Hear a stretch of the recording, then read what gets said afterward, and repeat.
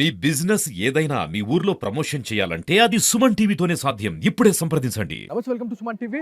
తెలంగాణ రాష్ట్ర వ్యాప్తంగా ఒక చర్చ అయితే జరుగుతూ ఉంది. మనకి ఏపీ ఆంధ్రప్రదేశ్లో ఇంటర్ బోర్డ్కి సంబంధించిన ఒక ఇష్యూ అనేది మనకి బయటకు వచ్చింది. సో ఫస్ట్ ఇయర్ ఎగ్జామ్స్ని రద్దు చేస్తూ సెకండ్ ఇయర్స్ ఎగ్జామ్స్ మాత్రమే మేము కండక్ట్ చేసామని చెప్పేసి ఇంటర్ బోర్డ్ అయితే నిర్ణయించింది. సో ఇంత సంచలనమైనటువంటి నిర్ణయం ఎందుకు తీసుకుంది అని చెప్పేసి చాలా వరకు కూడా మనకి డౌట్స్ అయితే వస్తూ ఉన్నాయి. చాలామంది ఇవాళ భయపడుతున్న సిచ్యువేషన్ ఉంది. ఎందుకంటే ఒక ఇంటర్ ఫస్ట్ ఇయర్ నుంచి మనకి లాస్ట్ వరకు, అంటే ఒక ఎగ్జామినేషన్ వరకు సర్టన్ టైం పీరియడ్ అని తీసుకొని మనము ఒక ఎగ్జామినేషన్ అనేది పెట్టుకుంటుండే.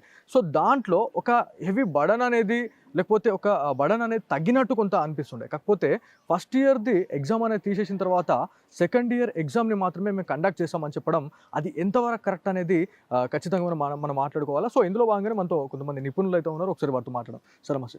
సో ఈ మధ్యకాలంలో ఈ ఇన్సిడెంట్ అనేది మనకు వైరల్ అవుతా ఉంది. సో ఏపీలో ఇంప్లిమెంట్ చేసినట్టే తెలంగాణలో కూడా ఇది ఇంప్లిమెంట్ చేస్తే ఎలా ఉండబోతుంది? అంటే బిలో యావరేజ్ స్టూడెంట్స్కి ఇది ఎంతవరకు బర్డెన్ అయ్యే అవకాశం ఉంది? దాంతోపాటు ఎవరైతే మనకి హైయర్ ర్యాంక్లో ఉన్నటువంటి మంచి స్టడీ చదువుతున్నటువంటి వాళ్ళకి ఇది ఎంతవరకు బెనిఫిట్ ఉంటుంది? ముఖ్యంగా సుమన్ టీవీ ప్రేక్షకులందరికీ కూడా నమస్కారాలు. ఈ బోర్డ్ ఆఫ్ ఇంటర్మీడియట్ ఆంధ్రప్రదేశ్ వాళ్ళు తీసుకున్న నిర్ణయము నిజానికి సెంట్రల్ బోర్డు సిబిఎస్ఈ గత కొంత కాలం నుంచి కూడా, అంటే మొదటి నుంచి కూడా 10th ఎగ్జామ్ తర్వాత +1 అనే ఎగ్జామ్ కండక్ట్ చేసేటువంటి విధానం సిబిఎస్ఈలో లేదు. డైరెక్ట్గా +2లోనే ఫైనల్ ఎగ్జామ్స్, ప్రాక్టికల్స్ జరుగుతూ ఉండేటువంటివి. సో బోర్డ్ ఆఫ్ ఇంటర్మీడియట్ లాంటి బోర్డులు రాష్ట్రాల్లో ఒక 5 రాష్ట్రాలకు మాత్రమే బోర్డ్స్ ఉన్నాయి. అందులో ఉమ్మడి ఆంధ్రప్రదేశ్ ఒకటి. ఇప్పుడు ఇది కూడా 2 భాగాలుగా విభజన అయింది, తెలంగాణ, ఆంధ్ర అని చెప్పేసి. ఇప్పుడు ఆంధ్రప్రదేశ్ మాత్రం ఒక నిర్ణయం తీసుకుంది, ఒక సంచలన నిర్ణయం. ఇది అసలు ఎవరు ఊహించింది కూడా. ఒక రకంగా ఇది ఒక సంకేతం కావచ్చు.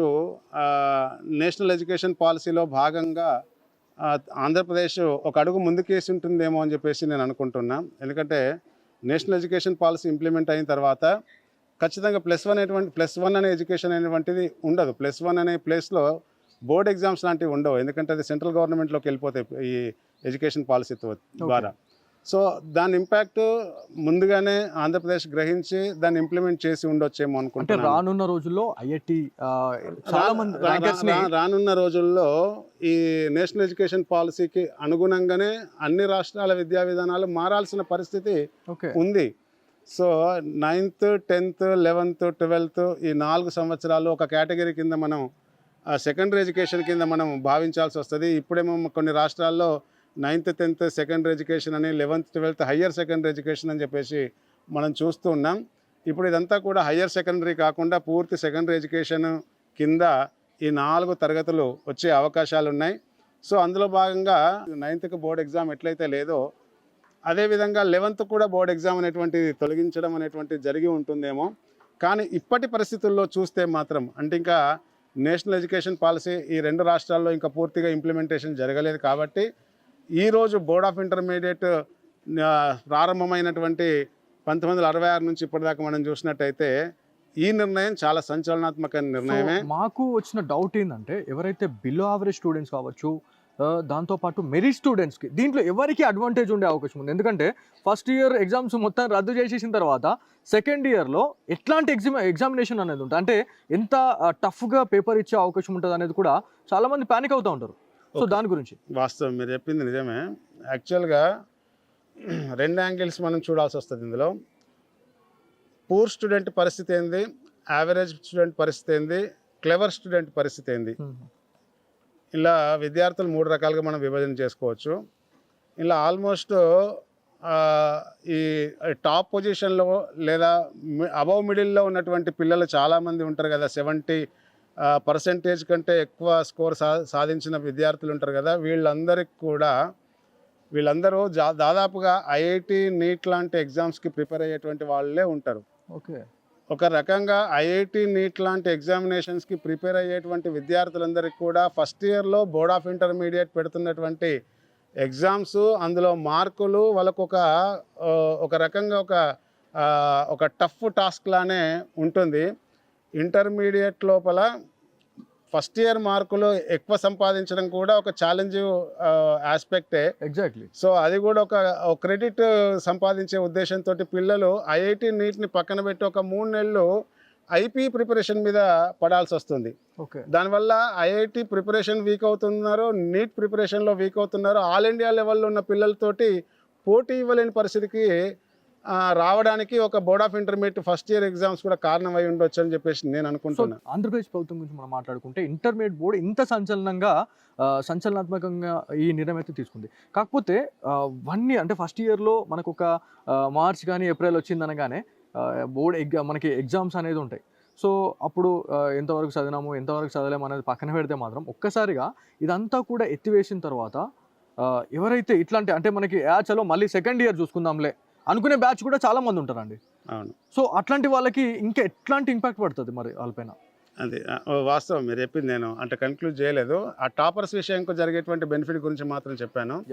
నిజానికి యావరేజ్ స్టూడెంట్, బిలో యావరేజ్ స్టూడెంట్కి మాత్రం ఇది చాలా అశనిపాతం, ఇది చాలా కష్టమైన విషయం ఇది. ఎందుకంటే 2 years సిలబస్ని 1 yearలో చదివి దానికి సంబంధించి ఎగ్జామ్స్ రాసి ఒక 35 మార్కులతో పాస్ కావాలన్నా కూడా చాలా కష్టమైనటువంటి పని. చాలా మంది ఫెయిల్ అవుతున్నారు సార్, చాలా మంది చనిపోతూ ఉన్నారు. అసలు ఇది మేము క్రాస్ చేయలేకపోతున్నాం అని చెప్పేసి 2 తెలుగు రాష్ట్రాల్లో కూడా ఒక రిజల్ట్స్ వచ్చిన తర్వాత దాదాపు 10ల సంఖ్యలో చనిపోతా ఉన్నారు రేటా. వాస్తవం 100%. కాకపోతే ఏంటంటే ఈ ఎగ్జామ్స్ అక్కడ ఆంధ్రాలో ఆ ఎగ్జామ్ సిస్టమ్ ఎట్లుంటుంది, ఆ క్వశ్చన్ పేపర్ కానీ తర్వాత ఈ రిలాక్సేషన్ ఎట్లా ఉంటాయి, ఆ క్వశ్చన్ ప్యాటర్న్ ఎట్లా ఉంటుంది, అది ఈజీగానే పిల్లలు దాన్ని క్యారీ చేయగలుగుతారా లేదా అనేది మనం ఒక్కసారి చూడాల్సిన అవసరం ఉంటుంది. ఎందుకంటే ఇప్పుడే మనం దాని మీద స్పందించలేము. ఎందుకంటే ఎగ్జామినేషన్ సిస్టమ్ వాళ్ళు ఒక రకంగా 2 years బర్డెన్ని దృష్టిలో పెట్టుకొని ఎగ్జామ్ సిస్టమ్ని కూడా మార్చగలిగితే పిల్లలకు బెనిఫిట్గా ఉండేటువంటి, ఒక యావరేజ్ స్టూడెంట్కి బెనిఫిట్గా ఉండేటువంటి విధంగా ఉంటే దాన్ని మనం సమ్మతించవచ్చు. సో తెలంగాణలో అటువంటి నిర్ణయం ఇంకేం రాలేదు. ఒకవేళ వస్తే మాత్రం సాధారణ పిల్లలకి లేదా బిలో యావరేజ్ పిల్లలకు చాలా కష్టమే అవుతుందని చెప్పేసి ఖచ్చితంగా మనం భావించవచ్చు. కాకపోతే టాపర్స్కి, ఆల్ ఇండియా లెవెల్ ఎగ్జామ్స్కి ప్రిపేర్ అయ్యే వాళ్ళకి మాత్రం బెనిఫిట్ చాలా లాభం అవుతుంది, అలా డౌట్ లేదు. చాలా బెనిఫిట్ అవుతారు, టాపర్స్కి మాత్రం చాలా బెనిఫిట్ అవుతుంది. థ్యాంక్ యూ అండి, thank you for great information. So ఇది మొత్తానికి సుమన్ టీవీ స్పెషల్ స్టోరీలో భాగంగా ఈరోజు ఏపీలో ఇట్లాంటి సంచలనాత్మకమైనటువంటి నిర్ణయం తీసుకోవడము, అదేవిధంగా ఇంటర్ బోర్డ్ అంటే ఫస్ట్ ఇయర్ ఎగ్జామ్స్నే మేము రద్దు చేస్తా ఉన్నాము, అది మొత్తం కూడా సెకండ్ ఇయర్లో మేము ఎగ్జామ్స్ పెడతామని చెప్పిన తర్వాత ఇది ఒక హాట్ టాపిక్గా మారిపోయింది. ఎందుకంటే మెరిట్ స్టూడెంట్స్ ఎవరైతే ఉన్నారో వాళ్ళకు మాత్రం ఇది ఒక నిజంగా జాక్ పడ్ అని చెప్పుకోవాలి. కాకపోతే ఫస్ట్ ఇయర్లో ఎవరైతే మనకి చదువుకునే పిల్లలు ఎవరైతే ఉంటారో చాలామంది కూడా లాస్ట్ ఫైనల్ ఎగ్జామ్స్ వరకు చలో లాస్ట్ 1 month 2 months మనం ప్రిపేర్ అవుదాం, ఆ టైంలో మనం క్రాస్ చేద్దాం అని చెప్పేసి అనుకుంటాం. కాకపోతే ఆ టైంలో కూడా స్టూడెంట్స్ బొక్కబోర్లో పడుతూ ఉంటారు. సో 35 marks కూడా క్రాస్ చేయని వాళ్ళు ఎంతోమంది ఉన్నారు. ప్రతి ఏటా కూడా ఫెయిల్ శాతం అనేది కూడా మనకి పర్సంటేజ్ అనేది చాలా వరకు కూడా పెరుగుతూ ఉంది. సో అంటే మనకి ఫస్ట్ ఇయర్లో ఎగ్జామ్స్ ఇది క్యాన్సిల్ చేయడం అనేది మనకి బిలో యావరేజ్ స్టూడెంట్స్కి అయితే చాలా వరకు కూడా బడన్ అనే చెప్పుకోవాలా. సో ఇది ఇవాళ Suman TV special story. Camera person కార్తిక్తో బాలు, సుమన్ టీవీ, నిజామాబాద్ నుంచి.